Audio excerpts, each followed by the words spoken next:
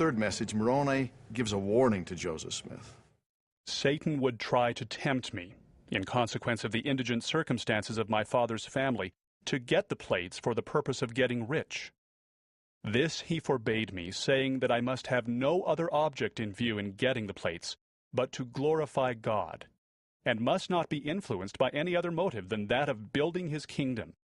Otherwise I could not get them. The interviews took the entire evening. Thus, when the angel Moroni left, the new day was dawning, and Joseph had a responsibility to go out to the fields to work with his father. He was exhausted, and when he was trying to work, his father noted, "Something's wrong with you, Joseph. You need to go back to the house and rest." And Joseph didn't argue. He made the journey back to the home, but when he's climbing over a fence in an orchard, he didn't even have the strength to go over the fence, and he collapsed on the other side.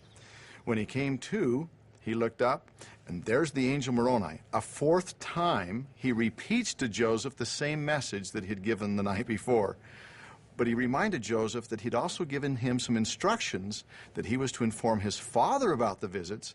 And so he relates to his father what had taken place, the messages that the angel had given to him. And when he does, Joseph Smith Sr. believes and accepts everything that his son told him.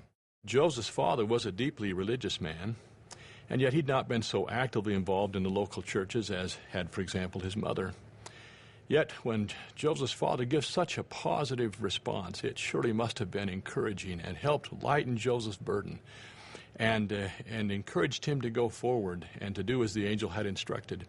Not only this, but the father's support then led to others of the family who would, all of the family, in fact, who would give their support.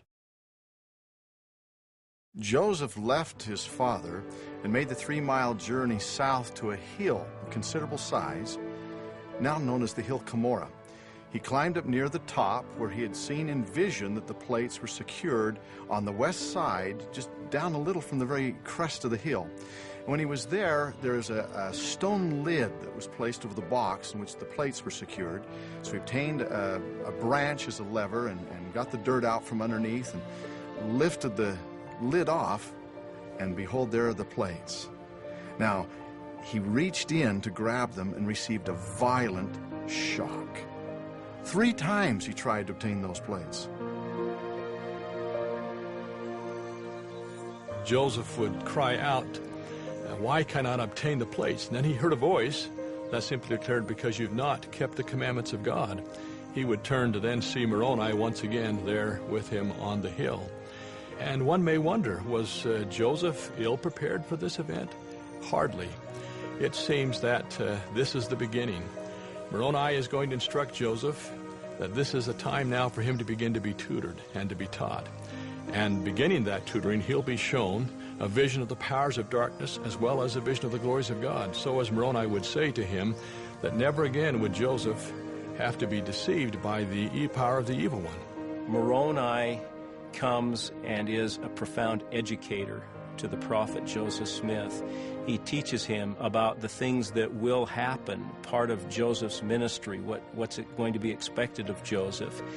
He teaches Joseph about divine concepts that will have an eternal impact on families. Not just Joseph's family, but all of the families who become members of the Lord's kingdom. He teaches Joseph about the nature of sacred things.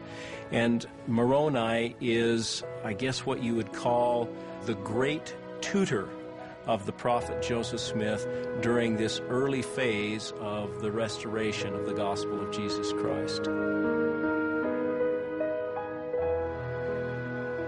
Moroni's visits were indeed a fulfillment of the vision seen by John the Revelator of another angel flying through the midst of heaven, having the everlasting gospel.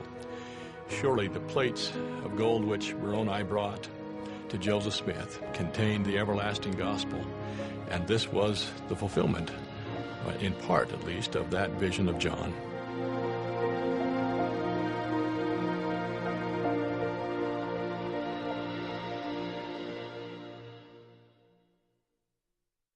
To continue the examination of the life of the prophet Joseph Smith and to access additional expert interviews, visit our website at byubroadcasting.org.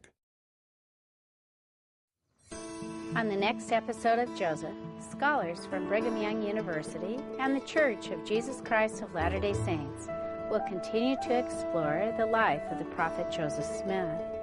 We'll examine Joseph's quest to receive the plates, his marriage to Emma Hale, and the translation and publication of the Book of Mormon, the years 1823 to 1830, next time on Joseph.